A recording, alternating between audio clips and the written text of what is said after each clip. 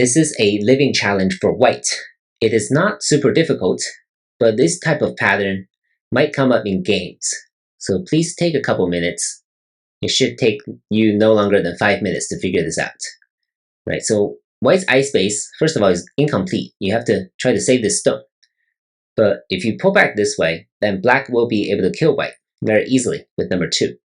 So that's why white must make use of black's weakness by playing here, threatening this double Atari. So if black plays here at number 2, white can break out of this enclosure, and that counts as success for the purpose of this problem.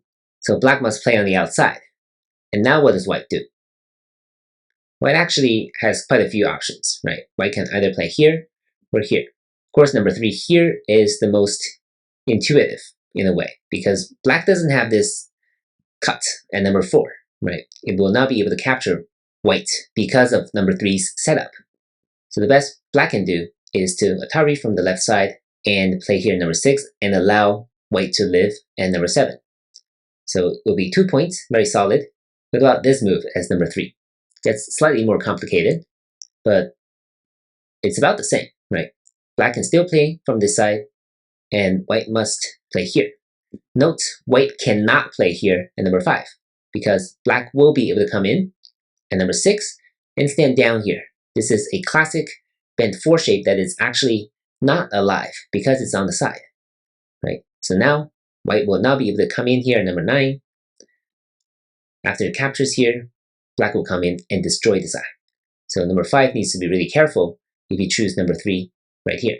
Black can also try this, and now white needs to be careful, right? If you play here, then something will go wrong because black can play this.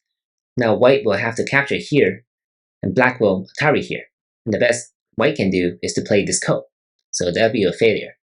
What white can do now is to simply play this move. If black plays here, then white will be able to build an eye here with number 7 and 9. If black plays on the outside, then white will just capture and live like this. So there are definitely options for number 3. But number 1, I think, is the key move. You have to be a little aggressive and try to figure out your opponent's weakness. And that's how you extend your eye space to the fullest. And that sets up number 3 here or here to make a living shape. Overall, pretty easy problem. Hope you enjoyed it, and I'll see you in the next one. Thank you.